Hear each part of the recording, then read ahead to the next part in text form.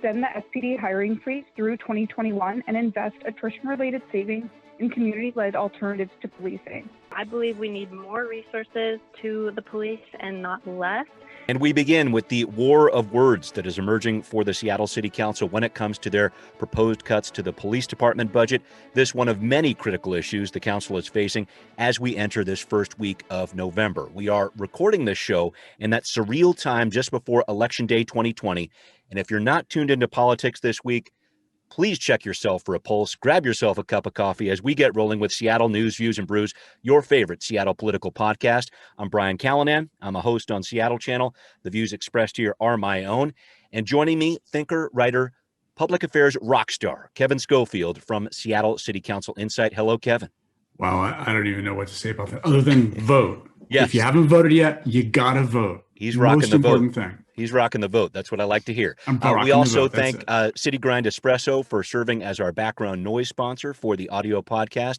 You know them from the first floor of City Hall, waiting for that glorious day when they can reopen. Thank you, John and Charlie, for your help there. And thanks to our latest patron on Patreon, Kevin, it is our good friend, Omari, who has decided to become one of our patrons. And Omari, we're going to find a way to get you back on this one for sure. Yeah. But a big thanks to him and Converge Media for airing the video version of this podcast. It happens Wednesday nights at 6 o'clock on Converge. If you want to join Omari, we ask you, please do. Now more than ever, it's an important time to support local journalism. So please do support us, Seattle News, Views, and Brews on Patreon. All right, let's light this candle right here, right now. So, Kevin, we've been trying to keep people updated over the past couple weeks with where we are in the budget process from week to week for the Seattle City Council. So here we are, first week of November. We're just a few days away, really, from the budget chair presenting a balanced package to the council. There's a lot of work going on right now, and probably a lot of it behind the scenes. Yeah, the council just finished going through its first round of really formal budget proposals of changes that they want to make to the mayor's budget.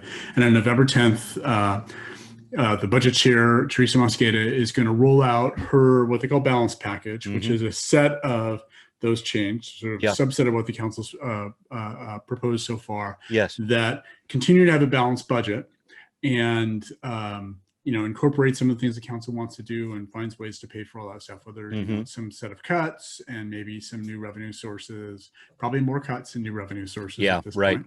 And then what happens after that is they will go through another round of potential changes, but any potential change after that that any council member wants to propose has to be self-balancing. At this point, right up to now, they've been able to say, well, I want to spend this more on that, or I want to cut this thing.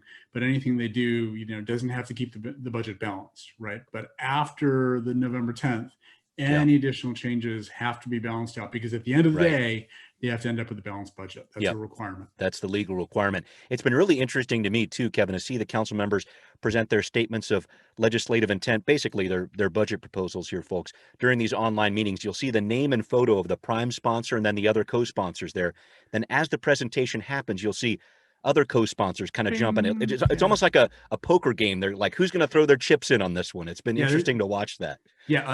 Putting aside the kind of summer rebalancing thing, this is the first time they really had to go through this whole process, doing it all virtually, doing it all online, right? And normally, when they're all in council chambers, you get to see, the show of hands or whoever who is willing to co-sponsor a particular thing. And that's important at this point because Councilmember Mosqueda is trying to figure out which, all these, different proposals, which of them are really consensus supported by the council members. And meaning how many co-sponsors are actually jumping on board. Very good point. Yeah. And so trying to do all that virtually and, without doing like a roll call for every single one of these would just take forever. So they're using basically the raise hand function in Zoom for them to say, I'm willing to co-sponsor this. And they've got a cute little visual to show which of the council members are raising their hands on. Yeah, interesting stuff. So I want to update people on a few of the big budget issues at play here.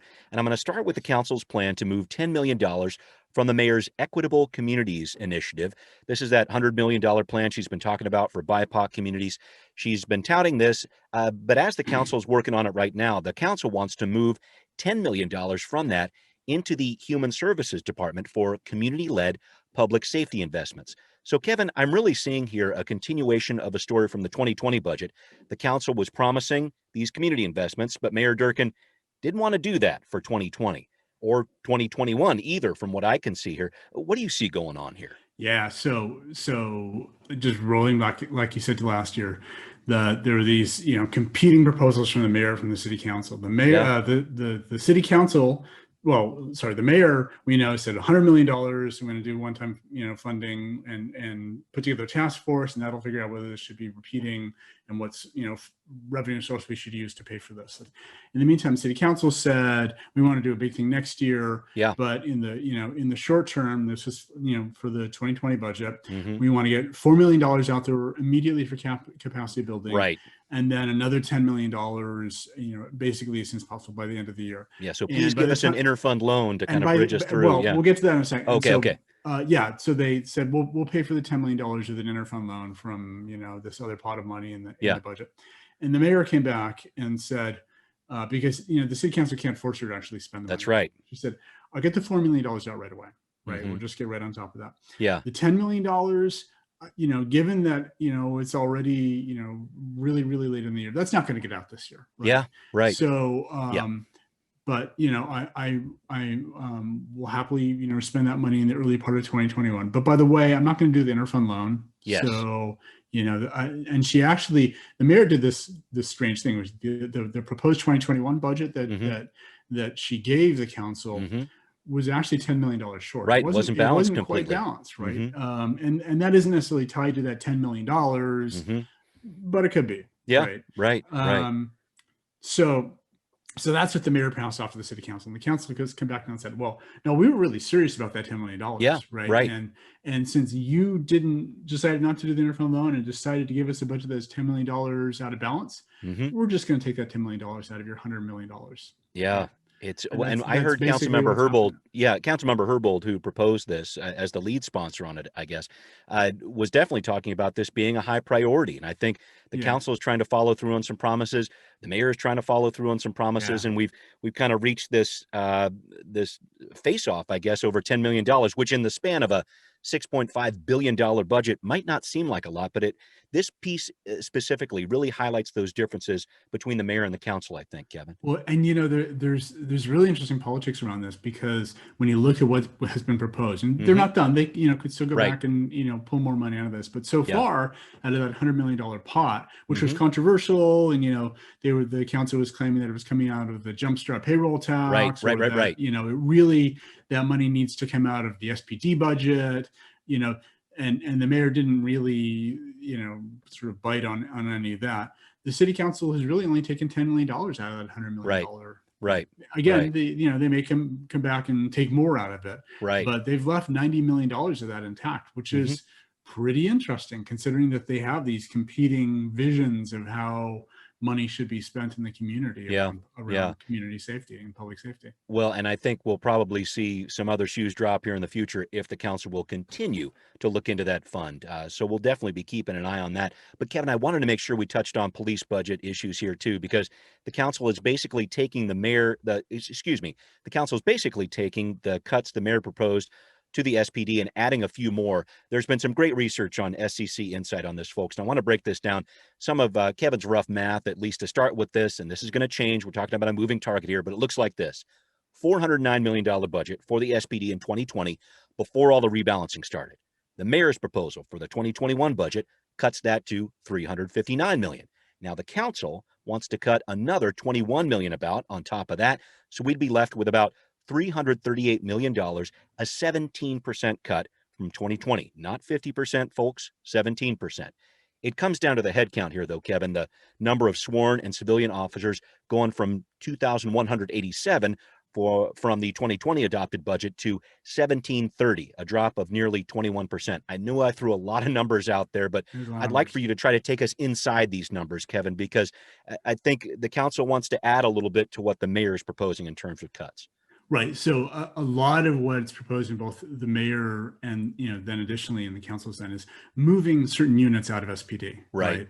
So they're arguing back and forth about what the name of this new thing should be, but the city council is calling it the Community Safety and Communication Center. And they're going to take, SPD's 911 call center, the parking enforcement officers, the community service officers, and, move that all out of SPD into this new group. Mm-hmm. The mayor wanted to move the parking enforcement officers to SDOT. City council says no, and actually the city councils and Councilmember Herbold have really been talking to the parking enforcement officer union, and they seem to say like, no, we'd rather be in this community safety kind of briefing rather than SDOT. So they want to get involved. I mean, they've been talking about we want to investigate car prowls and stuff too. So interesting to watch that group. Yeah, right. So there's so there's this new community safety group, which is really getting spun up, and that's going to be entirely civilian led, though they haven't figured out, sort of administratively what it's going to take to run that group and all that. And there isn't really, as near as I can tell, a whole lot of funding for, new administration for that group. So I don't know how they're going to exactly how they're going to cobble that together.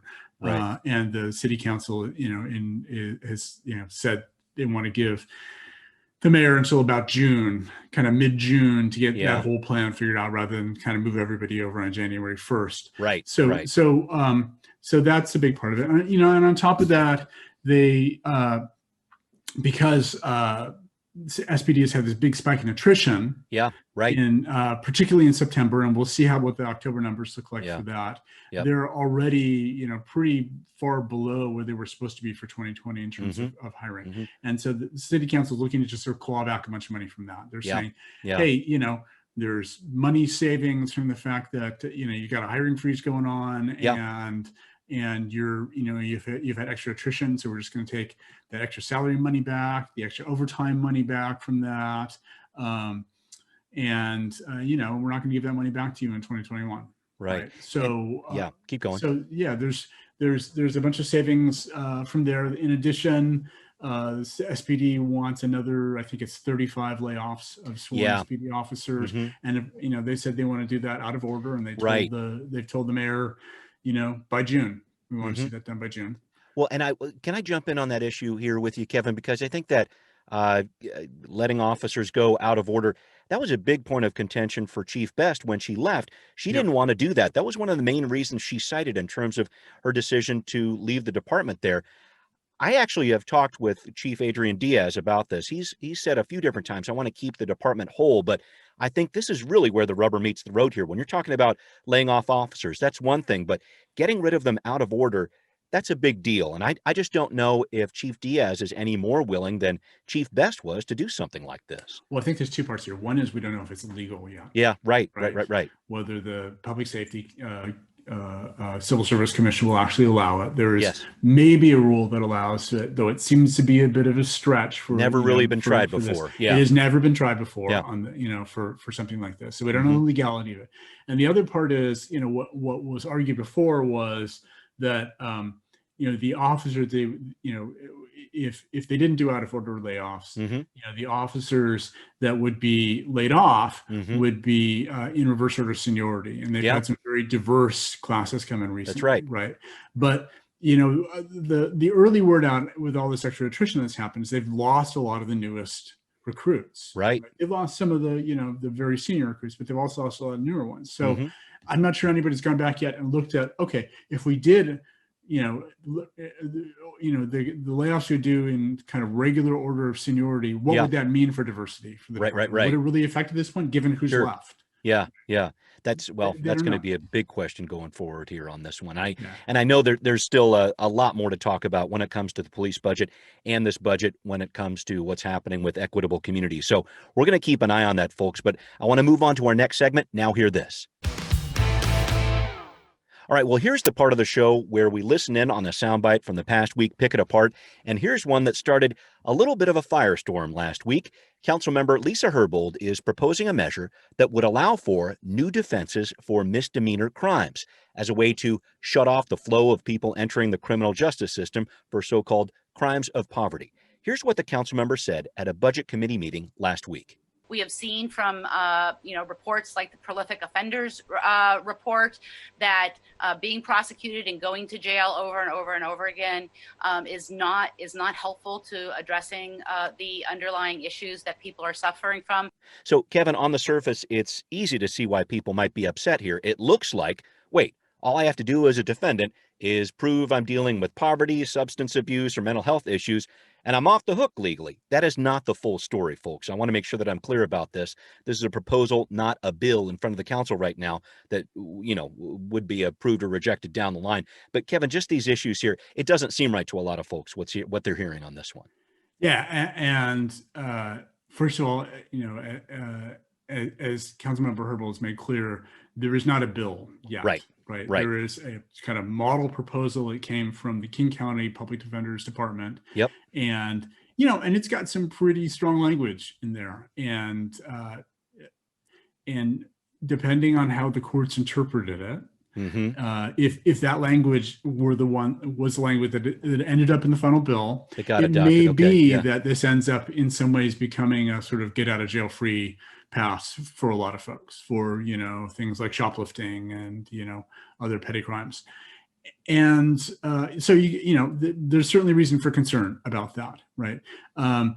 But again, it's not clear when Councilmember Herbal gets around to actually submitting a bill on this, whether it'll have that language or have some different language, right? And there's a lot of kind of specificity in the law about different kinds of defenses. Right? Yes, right. And what they call affirmative defenses. Yeah, normally, break this down for us. Yeah, so the way the criminal justice system works is it is all the burden is on the prosecution to prove that you're guilty. Right. Beyond a reasonable doubt. Yep. Right. And if they don't do that, the defendant doesn't have to do anything, right? And they just win by default. Done. Right? Yes. Right. Or they can try picking holes in the prosecution's case and undermine, getting him not up to that level of beyond, reasonable doubt. And they win too. Or they go further. You can do what's called, asserting an affirmative defense, which is one of a bunch of things that would allow them to, sort of say that there are these circumstances, or there's a different way to think about this, or provide some context where, it really looks different. So, and there's different kinds of affirmative defenses. And so what, this bill would propose to do was create new kinds of affirmative defenses that defendants could argue, which say, hey, this is a situation I'm in. So one of them would be with poverty. Like I stole a loaf of bread, because I'm starving. Right? To fulfill a basic need. That's one of the defenses here.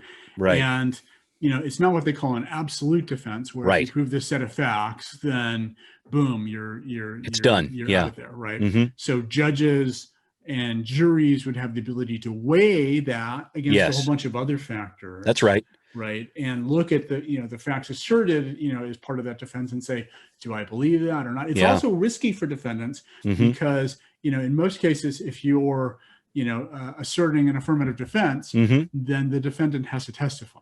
Right. And that means that the prosecution gets to cross-examine them. Right? Yes. Whereas, if all the burden is on the prosecution to make their case beyond a reasonable doubt, the defendant may not need to testify at all. Yeah, and just looking at this, taking it next level here, if I can jump in here, Kevin, I think in terms of what judges could or would weigh in these different cases, if indeed this is something that goes forward from the council, I think it's important to see the other side of this. And you brought this up on SCC Insight too, this whole idea that shoplifting, for example, it's not a victimless crime. You've got a number of businesses down in the downtown area specifically through the DSA who have written to the city council and saying, what are you doing here? We have a lot of businesses, 200 of them shut down in the downtown core here, and they're hurting because of COVID, et cetera. This feels like another nail in the coffin for them, I guess you'd say. And that's a big piece of this. It is. And just bringing it back to the specifics of this, right? Please. If there's an affirmative defense that says, like, if you're shoplifting to cover basic need, and, that becomes a strong enough defense that it gets you off the hook for this, and there's no way for a judge to order restitution. Right? There's no way for the judge to ensure that those victims of the crime, whether it's a store owner or somebody gets a window broken out or something like that, gets compensated for the harm that's been done to them. Right. So there are those kinds of implications too. Boy, this one is a thorny one to get through from all that I can see. It looks like the council is probably going to push this past the budget process for sure. Yeah. Originally, Herbal put it in the budget process because there might be implications for the jail contract, for how much they have to pay for that. But that's been years in renegotiation. It's going to continue to be probably years in renegotiation. It's probably not going to have any effect on 2021. Right. And, some of the other council members have said, look, we really need to spend time on this. It doesn't really make sense to put this through the budget process. I know. So it looks like it's going to be December. Yeah, it looked like a lot of that work in that budget process there. A lot of people saying, wait a minute, you're hiding it within the budget process. But I think Council President Gonzalez, I certainly heard from her, let's take our time, let's take a look at this. So the council is going to look at this more than likely after the budget process. We'll keep tabs on that. I want to touch on one more budget issue, Kevin, before we let this go. The council has brought this up for the past couple of years, the concept of a supervised consumption site, also called safe injection sites for people dealing with heroin addiction. The challenge has always been, where do you place a site like this? A number of cities around King County have actually passed ordinances saying you're not building one here. So the council has brought up a number of different things, talking about where to site these things, talked about a mobile unit not too long ago. Now they're talking about a different tack, a different way to use this money. They're trying to allocate $1.4 million. They're looking at a different way of doing this. Let's talk about this, Kevin. Well, yeah. So there are actually two challenges. One is citing of this, and, yes, and it's not just, part of that is, what does the community think, right? Yes, there's a community want one there, and the other part is just what you can put in a legal contract for the uses you're going to do. It doesn't match the zoning, all the legal side of trying. Federal government, I know, has a lot of problems. Which is one of the reasons that the city was looking at having a mobile site for this, and it wasn't because they want to move it around. They would have had it in the same place. It would be to avoid having to go through all the zoning and official leasing and all the stuff, and trying to get all the approvals for all the uses they want to do for this into an actual lease contract for this, right? But then the other question around this is just the bigger legality of it, right? Is it actually legal to do this kind of set up something like this? Philadelphia is being sued over setting up one of these, right? So, by the federal government, and the federal government, at least the Trump administration, has made clear that if Seattle did one of these or any other jurisdiction did one of these, that they would sue. Right? That's right. That's right. So what the council is looking at doing right now is, they have a long list of service providers already, serving substance abuse, sort of low barrier shelters. They're helping them in that way. Homeless shelters, because there's obviously a lot of overlap between those, and funding some of them to start offering this as well. Rather than trying to set up a new site to do this. Right. So it might or might not get around the sort of the lease and legal issues about citing of it, because it would depend whether individual sites, their lease already allows them to do something like that. Right. And we'll, that's in the details of those leases. There'll probably be some landlords who might be a little upset. Oh yeah, I would imagine. Then, especially if it ends up like there's legal liability for landlords and allowing one of these things to be there. But then there's just a larger question of, is it still legal, right? Is the federal government going to come down hard on this? So the city council can say we want to do this, and there are some providers who say, hey, we'd be interested in getting this money to offer this kind of service, but will it really happen? That's the big question for me, Kevin, because you look at these different situations. You've got these social service agencies who are doing some good work. They would be the logical place, I guess, to try to involve something like this. But again, the same issues that the cities run into when you talk about the legality of it, those social service agencies are going to run into too. So I know they've got a lot to figure out. The Heroin and Opiate Task Force talked about this 4 years ago, saying this was a good idea to have these safe consumption sites. I know that council members Morales, Lewis, Strauss, Sawant, and Council President Gonzalez all signed on in support of this proposal to try to move this money somewhere else. So we'll see what happens. Well, let me just add one more thought on this. Yeah, which please. Is that task force you just mentioned, the task force, it had 10 recommendations. Yes, and this was one of them. Yes. This was number 10. Yes. This is the last one, and it's the only one that anyone ever talks about. Right? There's lots of really important, but this is my issue with this, is that this just sucks the oxygen out of the room. Right. Rather than talking about the issue as a whole, it gets focused on. How do we talk about, how we work with doctors to stop doctors from prescribing opiates so quickly and so freely, right? What do we do about advertising? What do we do about prescription take-back? So when people have leftover opiates at the end of prescription, they have a way to get rid of them, so they're not just sitting in the medicine cabinet, right? Those leftover meds sitting in the medicine cabinet, it turns out, is how most teenagers get hooked on opiates. That's right. Just stealing out of the medicine cabinet. Right? Yeah. So there's all these other things that we need to be doing about this, and none of them get the attention they deserve because this keeps coming up. And like I said, it just sucks all the oxygen out of the room. Yeah. The council really trying to keep this first and foremost in people's minds here. So we'll see what happens with that. All right, we're going to move on to what's next. All right, so Kevin, you've been tracking the legal developments in the recall petition that is still facing Councilmember Shama Sawant, the one against Mayor Durkin, dismissed by the courts a few weeks back. But in the Sawant case, the petitioners are saying, hang on a minute. If we wanted a recall vote in February, the earliest it could happen, if it does happen at all, we'd need signatures by December 11th. That's not looking likely. But then you look ahead, an April election, the next possibility, it's a February 26th deadline, which is pretty close too. So I think they're telling the court, hey, let's get moving on this. What's going on? Yeah. So under state law and under the Supreme Court's own rules, doing appeals of recall petitions is of super high priority that they're supposed to allow an accelerated schedule for. Right? Yeah. And the petitioners last week actually asked for an accelerated schedule. That's right. Let's go. And, so once legal staff is kind of dragging this out as much as they can, as Durkin's staff did that too with the recall petition against her. So once legal staff, at the trial court level, they actually did two separate appeals, right? Because the trial court has to do two things. It has to certify the charges. Yes. And then it has to, rewrite if necessary and approve the ballot synopsis language that was on, right? And the trial court kind of did those as two separate things. And then Sawant's attorneys appealed those to the Supreme Court separately. And the petitioners are saying, hey, let's consolidate those into one appeal and let's do an accelerated schedule. And Sawant's lawyers are opposing both of that. They don't want to, they don't want to, they're trying to drag this out and make it as complicated and procedural as possible and expensive for the petitioners as possible. He said, we want to keep this as two separate appeals.